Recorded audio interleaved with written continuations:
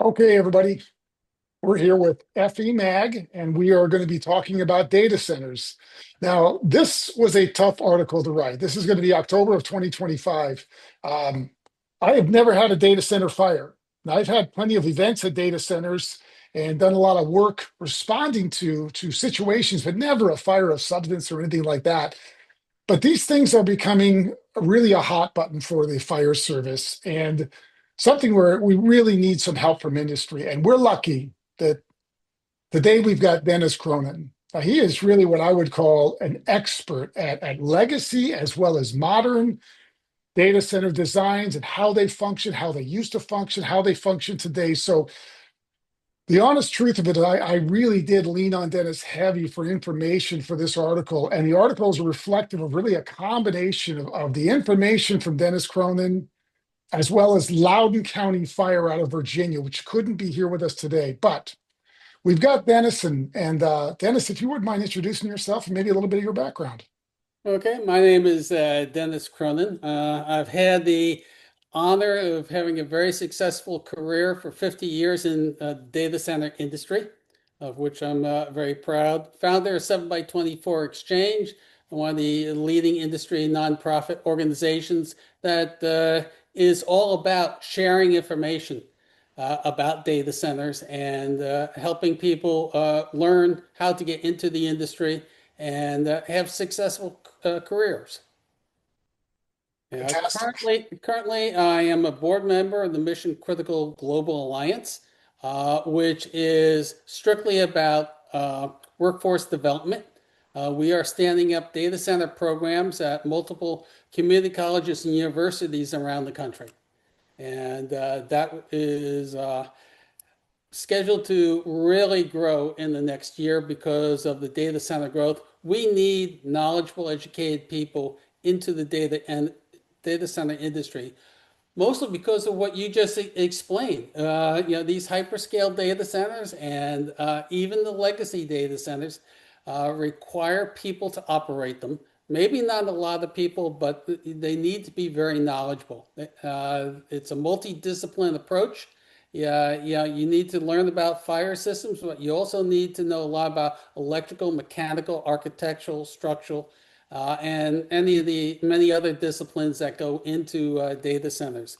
So we try to teach that to people so then they get a good overall view and then they can start to focus on their area of specialty. On that, let's get right to it. 50 years ago, describe me what a data center might be used for and how it might be set up 50 years ago. And then we're going to move into more of the modern ones. But let's go back 50 years since we can with you. Oh, back Let's to hear the what you got. gunpowder days? Sure, that's great. Well, data centers, it was still is called white space, but in the glass house, because you always had windows viewing into the data center, because they were expensive, they were new, and there was a lot of learning that had to go on for the cooling, for the power, and for the life safety operation in data centers. Back then, I would say with regards to fire, the one thing that was probably least understood was underfloor cooling, where you'd have a raised floor, 2 foot by 2 foot tiles on stanchions, and the computer equipment on above it. The air conditioning would blow air into that cavity under the raised floor and then let it vent out onto the computers where it was needed.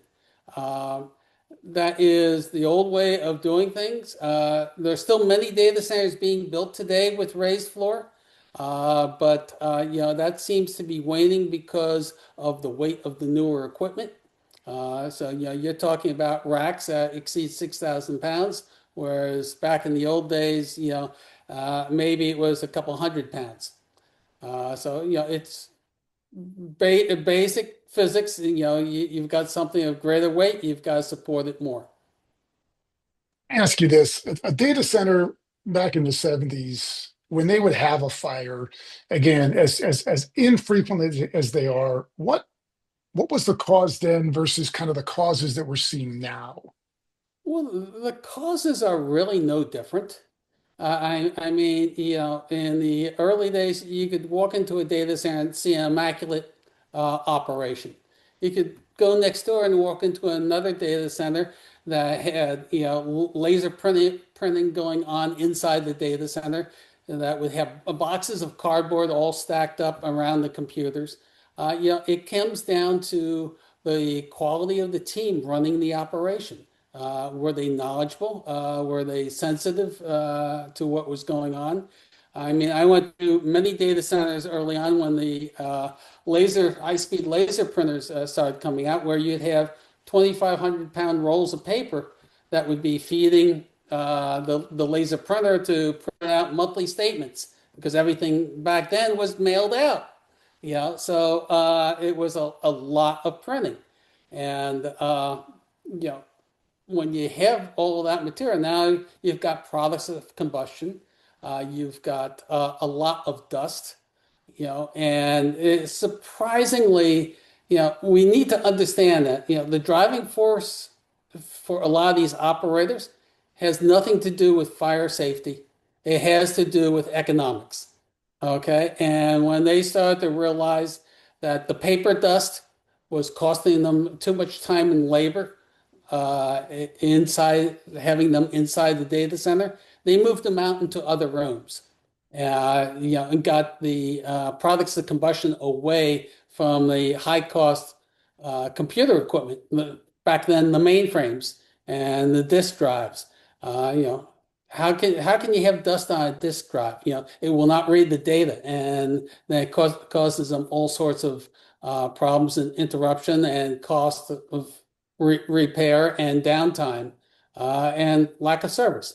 So, as we go through our discussion, a lot of things I'll relate to is, you can't think about just fire safety alone. You have to appeal to the economics involved, because, putting in sprinkler systems, putting in clean agent systems, those are expenses. Those are capital expenses, and then there are ongoing expenses to maintain them. It doesn't deliver any recognizable economics to the end user. So you have to appeal to the end user. Well, if you don't put those systems in, your insurance costs are going to go through the roof. And if you have a fire, it's going to be a total disaster, as we have seen overseas in some cases where they didn't have them. So, it's trying to focus on what makes people make good decisions. And, economics is always one because, these companies, they grow so fast, they have to try to keep ahead of the curve and their competition. Technology changes overnight. And it's, by the time you get a building designed, there might be two, three more iterations of that same technology and having different requirements. And that's what the industry focuses on. They accept that they need fire protection, mostly because of risk management. People tell them that they need it and that, your risk is going to be too high. So, I come out of, my initial work was on Wall Street, and there, high availability and reliability was everything. You could not afford to be down. And so you've got to get into the thought process and the mindset of the people making the decisions. When we talk about these data centers, what strikes me is the power demand by a modern data center and some of the backup systems. And it's a hard thing to get your head around, but when I hear stuff like 200 megawatts for a hyperscale facility, I mean that's a good chunk of one whole substation. Is that real, Dennis? I mean, is that That's the kind an of demands entire that can be out there? substation, like you see behind me. Yeah, that is a reality. However, a lot of the talk in the industry, what you'll see in, all the magazines and the online articles and whatnot is, oh, how big of a number can we make it? Is it a gigawatt? Is it 2 gigawatts? Uh, yeah, and that just gets people. Those are headliner news because nobody really reads all the way down through the entire article. But you have to understand the way data centers get formed. They get built. It might be a cavernous site, 500,000 million square feet today. Would not be unusual. But they don't get filled up day one. Okay, so Oh, they have a multi-year growth in that load. And to be honest with you, from my perspective, that's probably one of the scariest things because these data centers get built, they go through a commissioning process and get themselves certified, and they meet all these other regulations. But then, as the load grows, the electrical draw changes, the mechanical capacity has to change and grow with the additional computers. And then all of a sudden, IT orders in all these AI computers to put into the same space that was designed for a 386 type platform. And now all of a sudden you're doing a lot of renovations to existing systems. Who is maintaining control over this and certifying that you know this room now can handle the additional load? Uh, One of the things that has always struck me hard on the electrical side are underground conduits. We build these data centers and we run these underground conduits to power distribution units all around the data center. But those cables are never highly loaded, until towards the end of the data center's life. And that's probably the most dangerous time.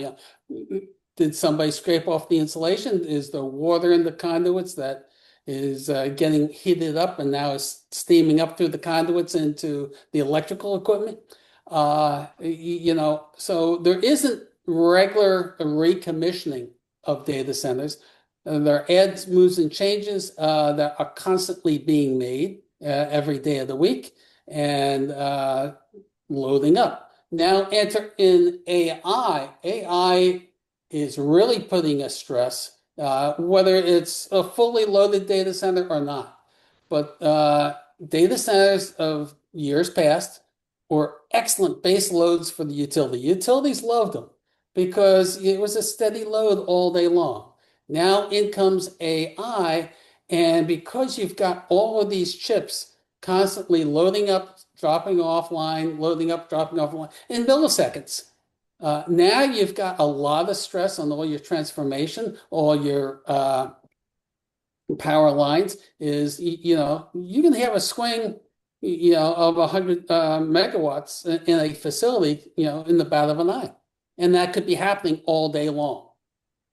So, we know what it means in the battery industry to have constantly hitting of the batteries. Wear them out in a matter of weeks. Okay. Now, our electrical distribution is a little bit more robust, but still, that puts a lot of stress on particular points within the distribution.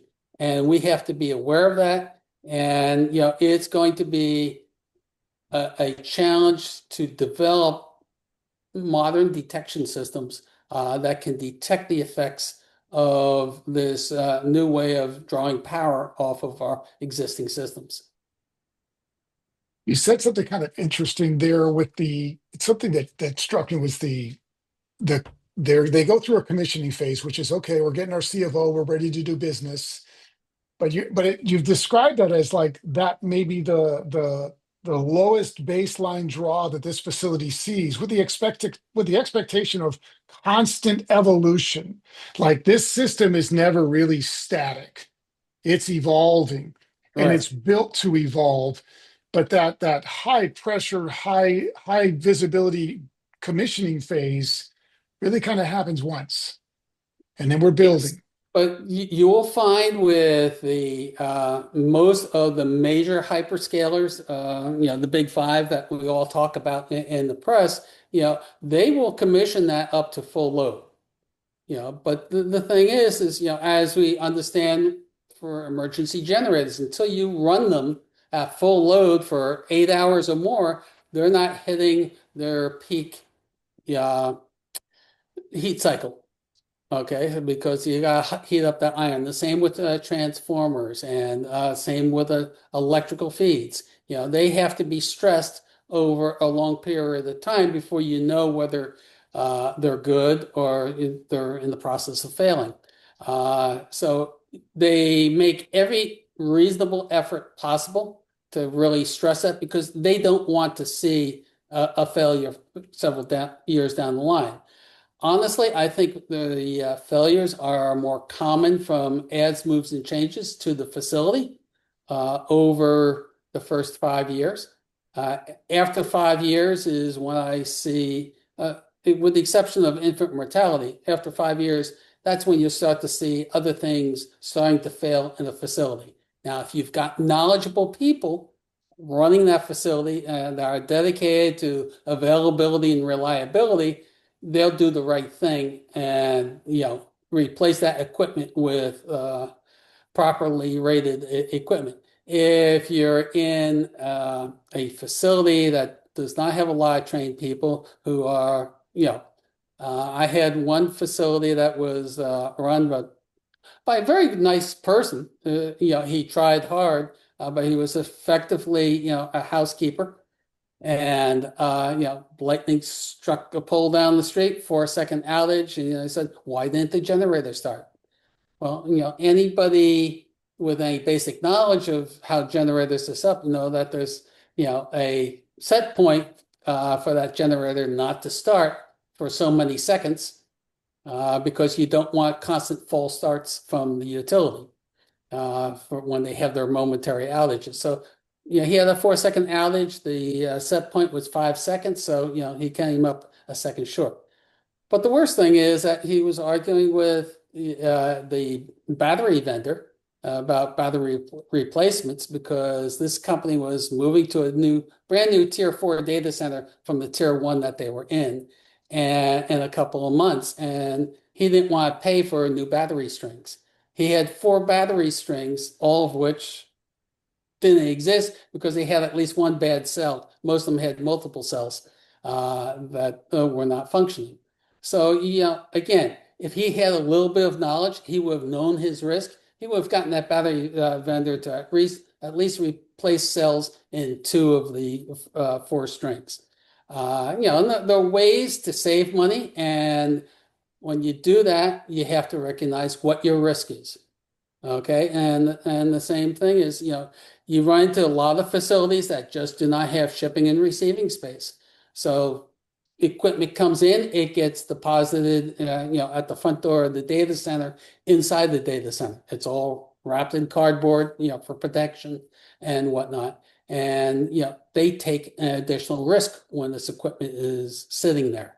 Anybody that walks in the door, well, you're not supposed to smoke in the data center, but you have problems. There could be a stray cord that was shorting out.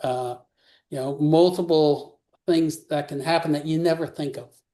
That Well, should not happen, but they do every day of the week. sure. Um, you mentioned batteries, and I think the lithium ion base is another the lithium ion space. That's another area for the fire service that we're hyper focused on these days. And I think it's easy to look at data centers and say there's so many batteries in there. That must be the problem. But when you and I spoke, and from what I read, that's actually not the principal cause for fires and failures in these data centers. Can you expand on that? Well, absolutely. As we grow an industry and our facilities grow in size, there's added risk. Okay, so it's all about risk management. Uh, we have operations, they need batteries. We have operations, they need transformers and substations.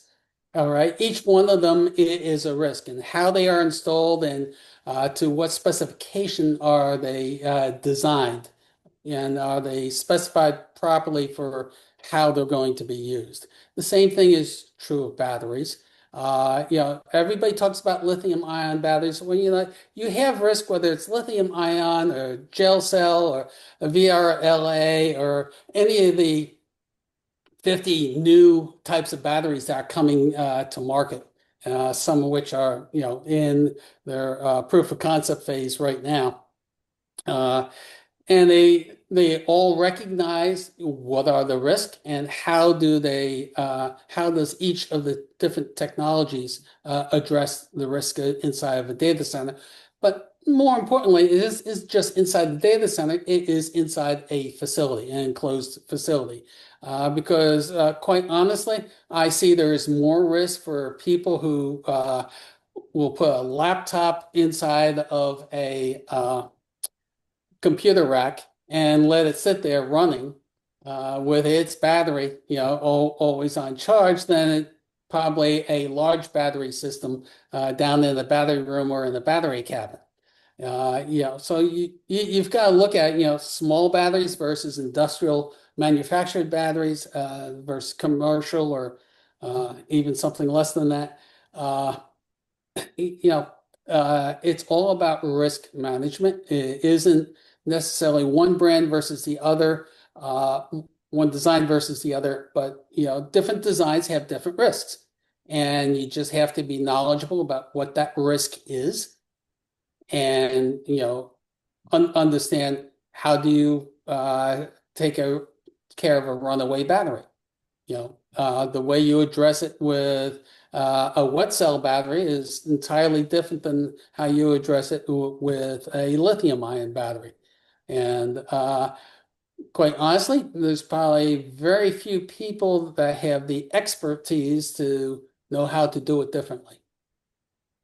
And what is the quickest way to address a runaway battery before it explodes and starts a fire? But Sure. is that any different than, driving your car down the street and you don't change the oil, you don't service it, versus the person that, takes that vehicle in every 5,000 miles and keeps all the servicing up to date? It's dealing with people, okay? And how knowledgeable are they of what they're doing and what they are using? And, it takes a lot of education from all of our friends in the fire departments all around the world, to help educate those people about what they have and what risks are they confronted with. Sure. Well, let's talk a little bit about the power supplies of the future, because despite all the multitude of energy creation sources that could be on site, plus the primary feed, it doesn't seem like it's really keeping pace in a lot of these jurisdictions. They're getting some of these energy concerns that it's too much demand on their specific area, and so they're turning to something, at least academically, called SMRs, small modular reactors. Now, my understanding is there's none of them operating in the US today for data centers, but it sounds like it's right around the corner, 2, 3 years, we may start to see this. I believe there is one proof of concept that is going in right now. But yes, you're definitely going to see this. Uh, Listen, the militaries around the world have proven small nuclear reactors work and work well and are highly reliable. I believe the fuel for them is the spent fuel from the bigger reactors that we're using today. Yeah, so hey, we're recycling that spent fuel, which is a good thing for overall for the industry. The small nuclear reactors, is going to run up against the same problems that any new product runs into. Is not in my backyard. The NIMBYs are out there and they don't know enough about the product. They don't know about the risk, but they know about the fear. So industry has got to address that and allay those fears and show what has industry done to make these safe and reliable. Uh, and from everything I have seen on the SMRs, they are what everybody needs. And until we get nuclear fusion, which will be the safest and be forever. but we're not there yet. So it's a progression in the industry. Hey, demand has risen. Okay, so how does an industry address demand? Well, right now, they're reaching for, well, we've got all these SMRs we've been doing for militaries around the world. They make power and that they drive the ships and the other facilities. So let's adapt them for commercial use. And the nice thing about it is that they have been around for so long. Uh, their uh, their operation is quite well proven. The Uh, technology has been there, and these things have been operating, but not necessarily in this space. And I imagine that there'll be for most cities, most places, if there are real concerns, they're going to be addressed in zoning and things like that. Like it'll be zoned to actually have these facilities that can have the SMRs and stuff like that. But my feeling is this is an eventuality. Like, I don't know that we can keep pace with all the demands of AI and all of the energy demands if we don't go nuclear. Is that how far out of line am I by saying that I don't know that we can keep pace without it? Is that real, or do you think we could? well, it depends upon the industry. Last week there was an announcement from a company in Korea that has come up with a new way of delivering AI through existing technology with reduced energy demands. I think they're quoting 30 or 40% reduced energy. So the data center industry has a history of building up and then all of a sudden shrinking Hmm. as far as its equipment. And then builds up again with the next several generations. It gets to a point to where technology has to reduce its costs in order to continue to be effective. So, if you look at the cost of the CPUs, if you look at the cost of disk drives, the cost of printing, every few years, it's building up and building up. Then somebody comes out with something new that drives the cost down. And all of a sudden, now all the competition has to address that. And that's the way technology works. And it works well. If you look at AI, people talk about, oh, it's such a big demand and then, it's affecting our infrastructure. Well, you know what? You could not do that computing with the older technology. You would need power and space 10, 15 times what we are looking at today. So in that respect, everybody talks about the power because it's so much more, but yet we're doing so much work with it. We're getting ahead. We're becoming more knowledgeable through that equipment and what it can deliver to us as a service. So if you look at in that respect, yes, it's a lot more load.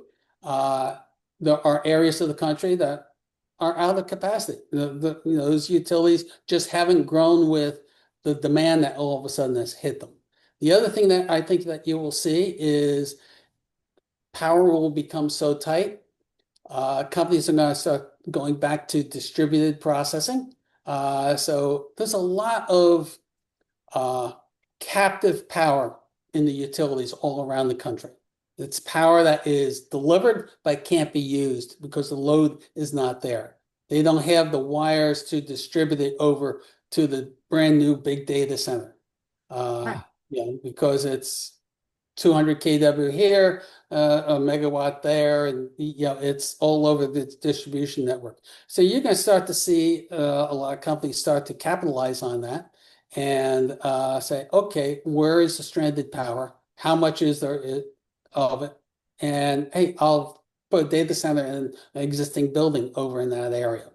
And that's, because I can take all my fiber lines and connect them in the network so that I can have data storage in one building, I can have processing in another, I can have my uh, critical, most critical systems in yet another place that is backed up by two or three others, if you want to go to that level. So I think you're going to see continued evolution in the marketplace. There will be projects that people want to build. The power won't be there, so they'll have to move on to another site, or they'll have to redesign their system and break it up across multiple sites. Don't forget, you still have solar and wind, which has made great inroads in the country, but you also have a lot of gas available in different areas of the country. And if that gas is piped to the site, you can basically generate your own power. Now, it's a lot of permitting process, and it's a lot more work for the end user data center companies to do this. But they have done partnerships with companies that are in that end of the industry, in the utility business, and they are setting up generator plants on site with the data center. Or some data centers are moving next to a utility generating station, so they don't have to do anything more than throw the wire over the fence. And in distribution, you can't forget, there's a 35% loss in energy produced at the generator location to when it gets to the household or to the commercial user. Okay, so if you can put the data center next to your utility generating plant, that's 35% less energy you need. Okay, as far as the demand on the power station. So Is people is are, this Dennis? I noticed that there's the West Coast, because power was cheap. Oregon, Washington, they were big kind of inaugural location for some of the more modern data centers, yes, hyperscales, because power was cheap.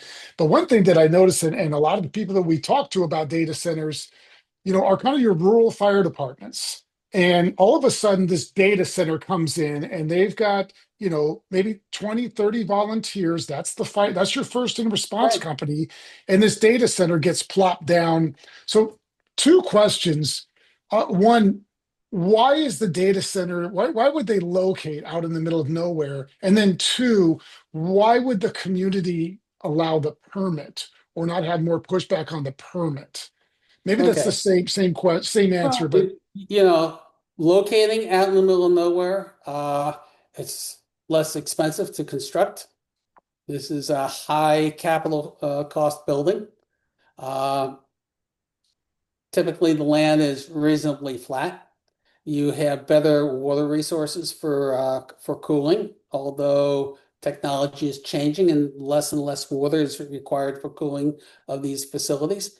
Um, it's about the economics, to build out in suburbia, out in no man's land, out west someplace, desert and whatnot. It's a lot cheaper to build, operate these type of data centers. It's inexpensive to get the fiber to them. Well, I say it's inexpensive, but some people would dispute that. It still costs money. But it's away from perception of inner cities. It's away from people that say, "Hey, I don't want this in my backyard." Okay, okay. as we're seeing in portions of Virginia where they have so many data centers. Data centers are a great rateable for a community. They are big boxes. Okay, not much traffic, uh, very low demands for police protection and other community services.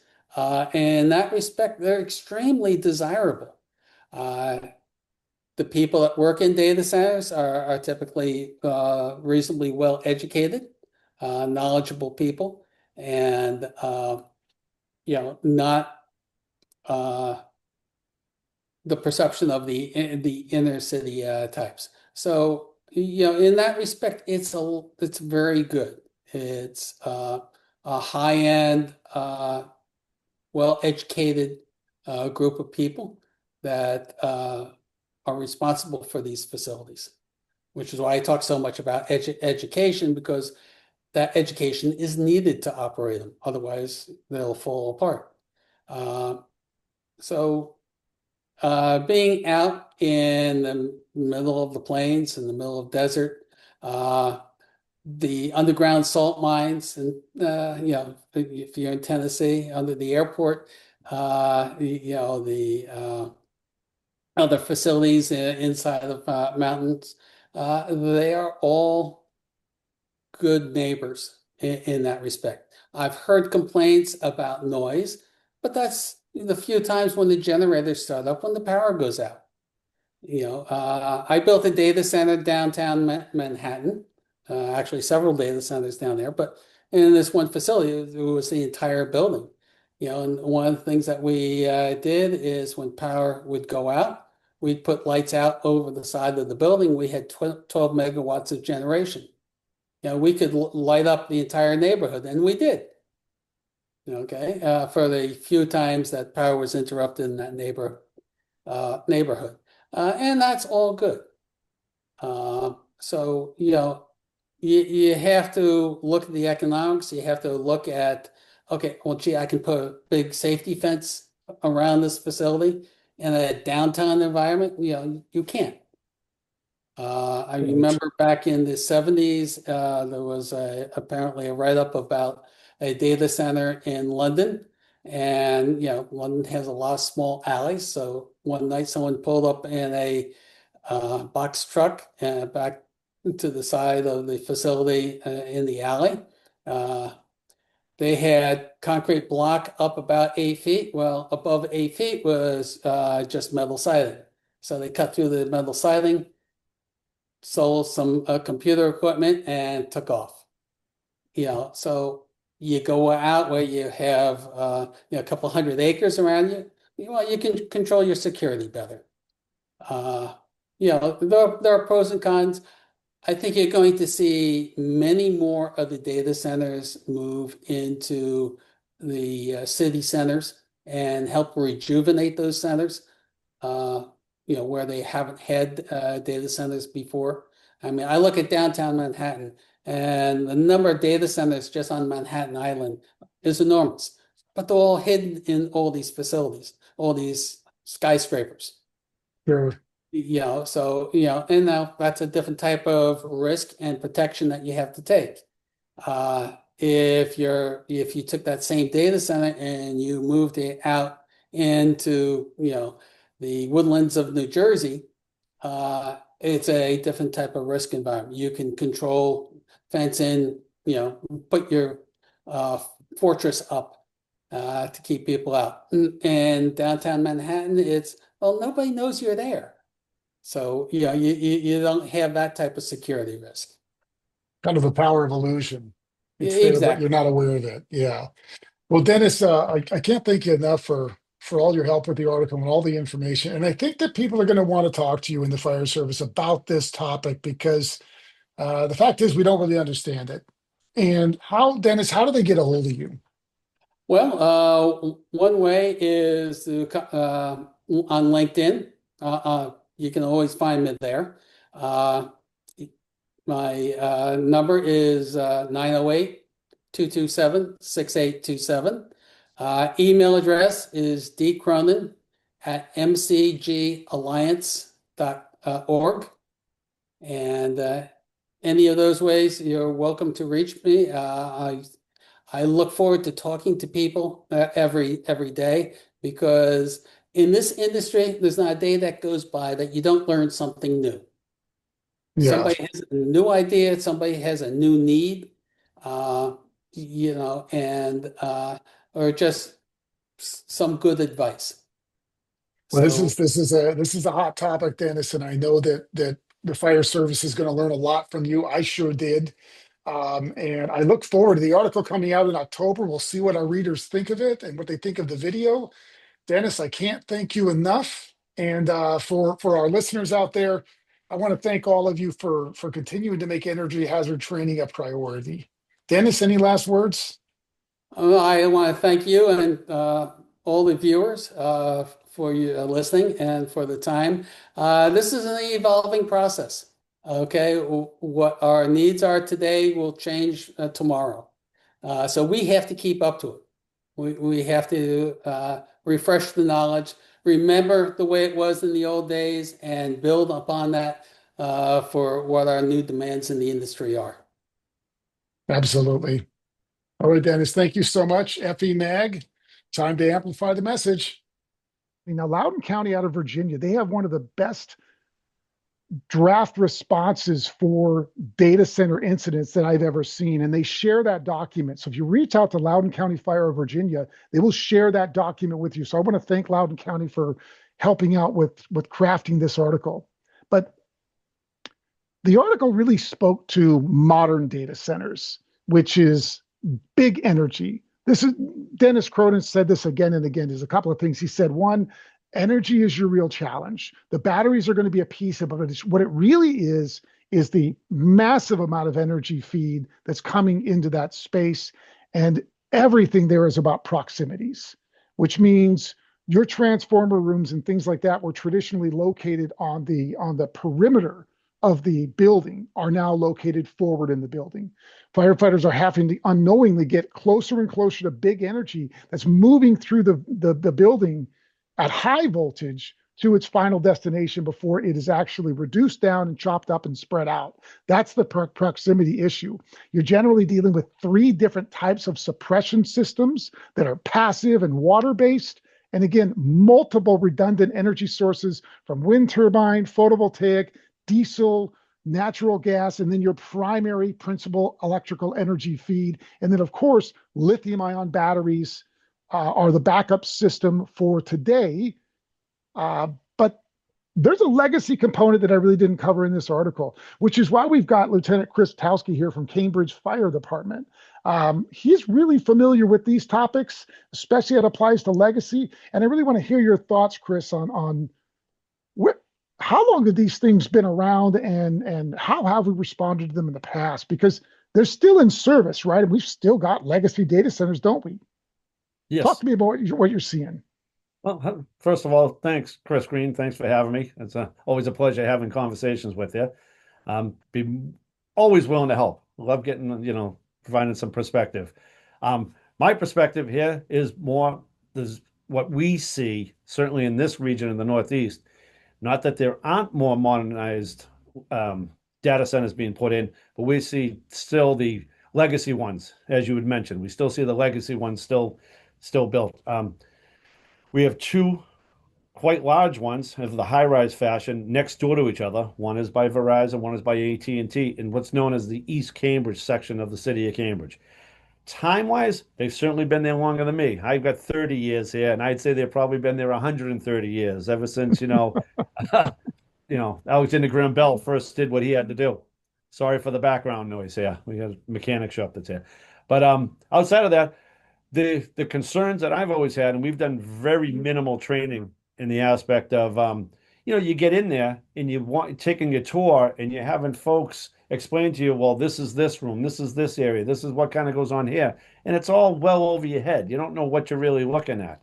There's the way they were built. They were built in a day where laws actually omitted fire sprinkler protection in the sense of, with like I said, with sprinklers. So you had some bare bone old analog alarm systems, and then you had some manual dry standpipes that you were expected to either grab a house line or to connect your own hoses to the stretch hose. So it always got me thinking, well, geez, we're in there throwing water onto open bus bars and voltages that not necessarily identified that it's screaming out saying high voltage, other than that they're encapsulated in a cage. And then you're walking around, you look at it's a windowless structure, and you're relying on two stairs to operate from. Certainly has me thinking a little bit differently than some of the others having the electrical background in my side of it. So So LT, what do you think? What do you think the life safety hazard like for like a victim in a space like that is? Is that probable or is it a kind of unlikely? Oh, absolutely. As we know, most of those now, especially today, are more what they consider, um, there's no manpower that's physically there, but somebody has to go in there and do something. So whether somebody goes in there and gets an electrical shock aspect to it, or, has another type of medical condition, or actually a fire event takes over and is actually overcome by smoke or CO or something like that. we'd have to go in there and, certainly go in there and do our job and go in there and get them. So there is my opinion, there is a much larger, um, I don't want to say risk. The risk is there, but it's Mr. Green, it's like it's staring you right in the face. And because we see it in its normalcy on the day to day, it's hard to put together what that failure might actually look like. But, somebody turns a wrench, gets that in the wrong spot, or whatever the case is, can certainly go a much different direction than somebody would ever anticipate. So I think it's a lot higher than what we want to generally wrap our heads around.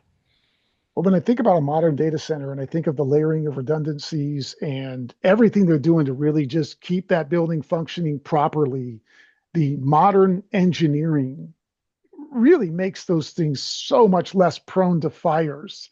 And really, the track record is clear. They really don't have a lot of fires, but they are complicated. It's a high energy space. But legacy wise, not a lot of redundant safety features. Like you said, windowless concrete building. And these things are still out there. And I think that when we have a data center conversation today, most people are thinking hyperscale, middle of the desert, Oregon, Washington, middle of nowhere. And I think we're forgetting that there's a legacy component here that fire crews have been dealing with for generations, really. I mean, these data centers were around in the 70s. They dealt with these telecom facilities. And back then, it wasn't lithium ion batteries that was the backup. It was lead acid, wasn't it? Oh, absolutely. And still, you still see that today. Again, the way the level of protection is that they're behind cages, but the cages have all kinds of openings. And certainly, us walking around with carrying tools and our equipment, we're just metallic time bombs, if you will, waiting to go off, entering some of those spaces. How Yes. important how important do you think a pre-fire is in a situation like this? Because these are those buildings, like you said, they're kind of innocuous. They go unnoticed. Nobody wants to go in there anyways. And yet the pre-fire, it's very important with a modern data center. What are your thoughts on a legacy one? Oh, absolutely. I couldn't agree more. The pre-fire is most important. But are we asking the right questions during the pre-fire though? Are we just stuck with saying, okay, if there's an ignition, this is what burns? Well, if this is an ignition, this is what burns, and how are we going to isolate that? How are we going to manage that? How are we going to separate that? I'm just not so sure we're asking the right question. We're not framing the pre-fire planning correctly. And you and I have chatted before, and I think it's very consistent with we're having a lot of the industry drive our training. And like I mentioned earlier, we're relying on folks to, we have to be there by invitation. So they're the experts in this, but they're showing us what they want to show us. And we're supposed to have a takeaway or pre-fire plan. And what pretty much all we're absorbing is, okay, the stairs are located here. And if you get to this floor, you got to go down a corridor. And I don't think we're really connecting the dots on what's behind what we can see right in front of us, what is really taking place there.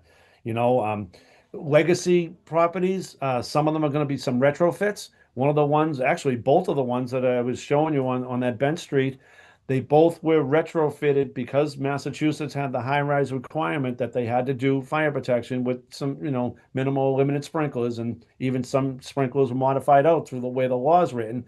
But nonetheless, to do that, they had to put fire pumps and they had to put suppression rooms in. Well, though they weren't built with those, so those fire pumps and those suppression areas are in areas. One of them's located right next door to where the 13 8 feeder transformers are coming in, and that's where the switchgear is. Not saying that it's a bad thing, with proper maintenance, you can balance that. But the forethought, it was a retrofit. It was like, okay, we found some space, let's put it here. Not that, hey, we're building today and now we know we're going to keep things separated and, whatever the case is going to be. So, uh, how do you explain that into a pre-fire plan? Somebody's just going to walk it. Okay, here is where sprinklers are. Here is where I shut off the OS and Y, or whatever the case is. Or here is why I Well, manually turn it on. with that, Lieutenant, what for a pre-fire for a legacy data center, what do you think kind of the number one and number two things that you'd want to have on that pre-fire to help those fire crews stay safe? So me, obviously, you and I, we sing the same song.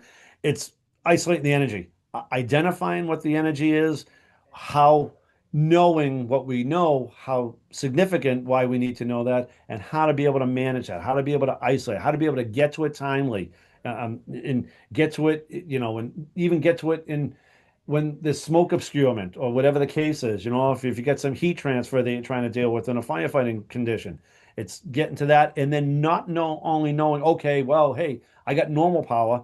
Okay, have I isolated off the generator? Because the generator is going to want to fire. Okay, well, if the generator, if I interrupted that with an e-stop, well, who got to the batteries? Who was able to isolate the batteries? Was there even provisions put in place there that you can isolate the batteries? Some folks, again, you and I talk about this all the time. Some folks out there through industry think, oh, this is battery isolation, is not what our expectation really needs to be for isolating off batteries and stuff like that. So, do we really know that? Do we really, I think we've again lit the normalcy. It hasn't caught fire. I think that's gotten ahead of us. So it's letting us dictate how we're going to march to that. And then we've only said, yeah, we know that there's energy there, but I don't think we really know how significant that energy could be when it decides to go bad. Yeah, agreed. We have a lot of these energy discussions these days. Another thing that comes up with hose line crews is the long, complicated lays into a modern data center. That was in play with legacy also. And then the next component with that is that most crews are running with foam. It's part of their standard nozzle. This is part of their suppression medium, and normally this works. But you and I have talked about this in data centers and with high energy spaces, the foam is not really doing you any good. It is definitely making the water more conductive. But my real concern, and I think that we share this space, is that putting that foam all over all of those battery racks, the modules, all of the electronics in there, um, as the water recedes and it dries out, the foam concentration might be 3%, 97% water, but as it recedes and dries out, that artifact is going to be 97% artifact with very little water. And the concern is that that creates shorts. And it's this unanticipated consequence of actually leaving a bunch of artifact when maybe you didn't need to do that. I know for me, my recommendation is that if you're going to be making entry, is that in a small fire that can be contained, we really should be trying to use some of the clean agent stuff, CO2, things like that. We should be trying to use some of these extinguishers if we can. But if we have to turn to hose lines and stuff like that, I don't know that we're getting anything out of the foam. And so if we want to spray water, that's fine. But maybe it'd be recommended to cut your foam because it's just not doing you enough good. What are your thoughts on that? I couldn't agree more. And especially, we don't have any proven facts or science that the foam is going to make matters better. Like you said, 97% of that is water anyway. I think it's been proven very well that water misting and breaking up water pellets, you can break up water patterns. You can very effectively do some quick knockdown to buy some time, to do further investigation, to help, 'cause think about what's been other than yes, I agree. You can, that the lingering piece to it could be overlaying terminals and could be more emphasis where you get some short circuits taking place to make matters worse. I don't disagree with that whatsoever. But in addition, now you're also suppressing maybe some gases. Maybe the lead acid, you're suppressing some hydrogen from being released where it can naturally, just dissipate. Or what's going on with lithium ions, you might be holding back now some flammable and toxic gases that are just waiting now for something else to happen instead of just letting it go off, get into atmosphere. So I couldn't agree more in the sense that I don't know what we're really doing other than probably it's taking longer for folks to get foam into operation when you can do something maybe more strategic with, traditional water, break up that water pattern, a couple of short bursts, manage the water instead of, what we have a tendency to do to throw everything, and just try to get mindful of what is behind it. Yes, it's electrical in nature, but it's cables. So there's plastics that are involved and stuff like that. Other papers and, a lot of stuff is varnish cambric that was all wrapping some of these components as well.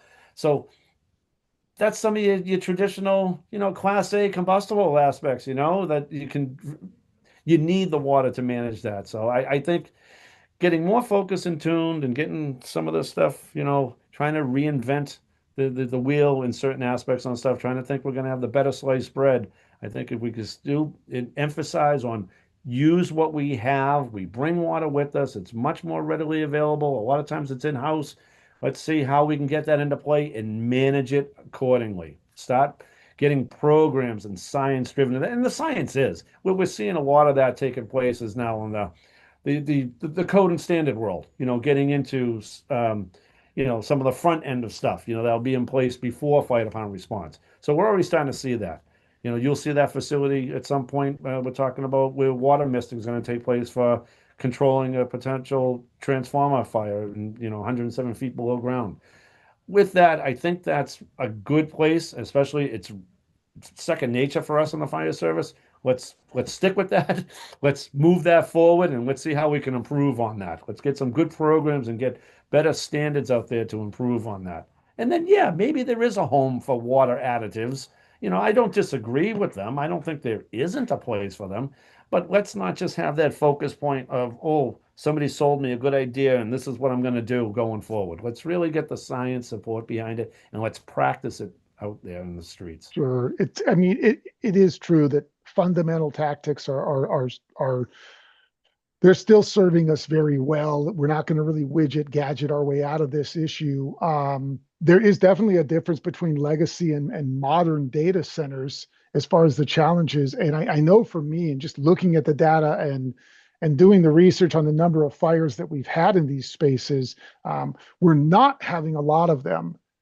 And when they do, they're largely controlled by that clean agent system. But the legacy data centers,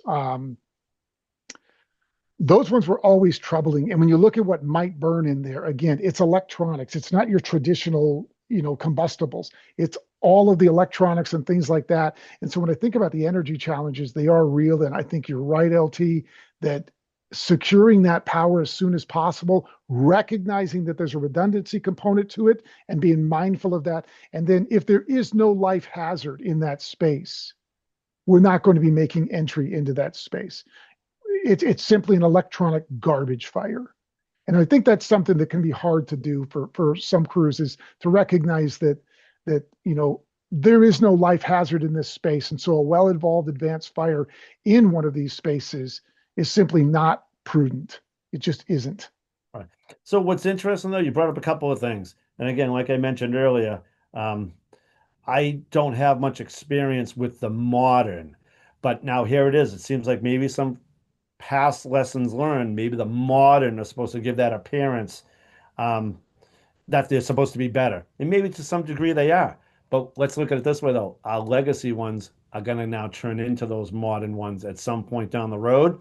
And yet they're going to be inside facilities that weren't built. I don't want to say that robust. No doubt that these are bomb shelters. These concrete structures are built to maintain. That could be problematic for the fire service as well, keeping us in an oven that can't, do much venting and what have you. But outside of that, this is what the future is going to be. Yes, we could have modern data centers, but that's just putting stuff out there so we could play catch up, in my mind, to the legacy ones to get those to be modernized. That's a really good point and something to watch for in the pre-fires. And as you're moving forward is really the refurbing of buildings and with big, massive utility scale, like the hyper legacy centers or hyperscale data centers, those are going to be new modern construction. But within a city where land is tight, where it's very expensive, they're going to be refurbing. You're absolutely right. And so with that, I want to thank Lieutenant Towski, Cambridge Fire, for talking with us today. It really helps us to get a handle around something we didn't really talk about in the article, which is legacy. I want to thank David Cronin, very instrumental in helping to provide material for writing this article, and Loudoun County Fire of Virginia. Can't say enough about their prescripts. So Lieutenant Towski, thank you so much. Thank you, Cap. Take care. All right, everybody. You guys take care, and thanks so much for making energy hazard training a priority.